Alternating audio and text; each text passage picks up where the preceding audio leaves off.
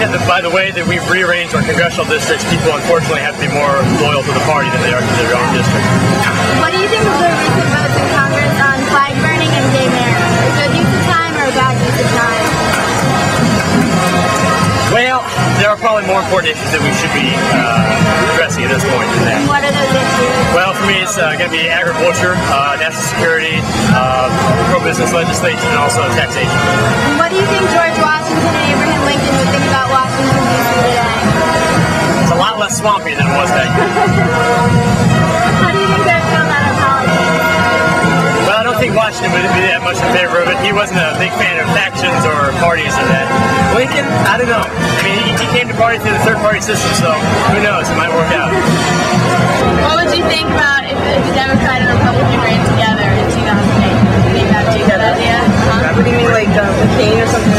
Or Has more anybody Democratic views. on the same ticket, Democrat and Republican on the same ticket? That would be great. That would be really great. I don't know. Is that possible? Anything we're trying to do. Well, yeah, I mean, it would be really awesome. Both views can be supported.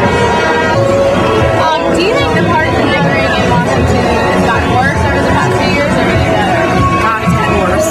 Yeah. Do you think people in Congress are more loyal to the people or special interests? Special interests. These questions are very easy. What important issues do you see are being overlooked by?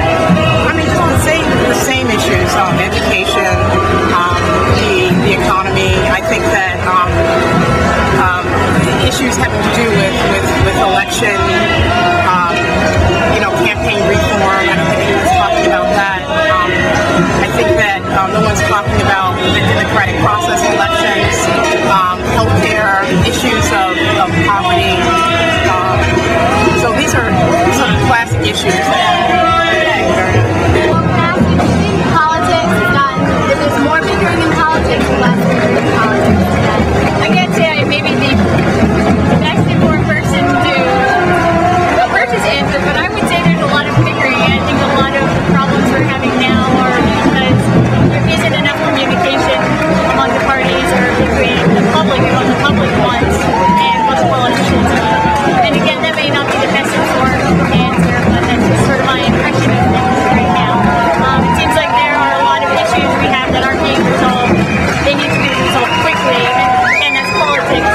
Things aren't ever resolved quickly, but I feel like we could be better. I think we end up figuring about a lot of things that are less important. I think we have our priorities messed up. I think we should be focusing a little bit more on what we're doing on national issues and domestic issues, and not maybe entirely, the war. I think we've shifted too much focus to that.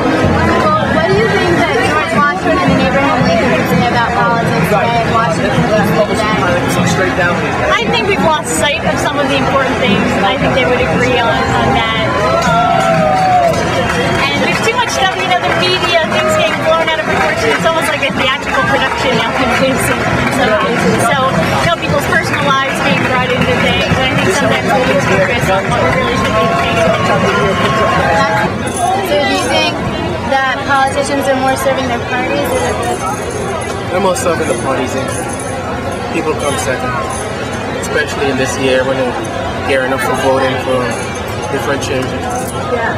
So in the past few weeks, they've been talking about things like gay marriage and flag burning. Are those some of the issues that Congress should be spending time on or shouldn't be We spending should be spending more time on gerrymandering.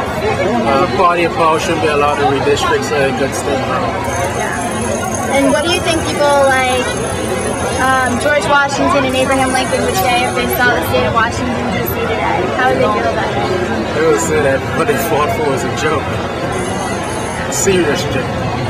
They couldn't laugh about it. I don't think they could understand it right now. I just wanted to ask you a couple of questions about politics in Washington. The first thing I was wondering is whether you felt politicians are working together more or working together less today as opposed to other times.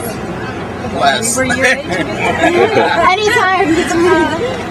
I think less. Yes, less. It doesn't seem we see so many joint committees where, the Democrat and Republican are shaking hands. Are we talking politics? Yeah. Well, We're not too partisan. It's too partisan. Yeah. We're not accomplishing much at all. You got the Republican viewpoint, you got the Democrats, and they both sit on the extreme and nobody's in the middle negotiating and working towards a solution. And is that worrying to you? Is that worrying to you? Yes, it's a time of national security, and all that's important is we're Americans. It doesn't really matter that, which side of the aisle. Of course, we all have things that are more important to us, but that's first and foremost. Can you imagine what this country would have been if the founding fathers couldn't agree on anything? That's what I was going to ask you. One of my questions on the list. What do you think the founding fathers would say if they saw Washington, D.C. today? It's all money. They'd be shocked. It's all politics and money and who can be bought and who's got the most money and quote unquote too many lobbyists. If you look around Washington D.C. and you go and see all these neat buildings, look at the names and see who the organizations are and the associations. All your politicians, I'm sorry, but I think they all can be bought. Everybody has their price. Some people are cheap, some people are very expensive. Everybody doing? Our founding fathers didn't have lobbyists running all over. They put their lives on the lines and their fortunes to bring freedom. And it just It's a shame. doesn't seem like it. You know, George Washington, our founding father, Benjamin Franklin, the Adams, they would be disgusted to see how this country is operated. So if there's one message you could send to politicians on July 4th, what would it be? What would you say to them? Get the money out of Washington.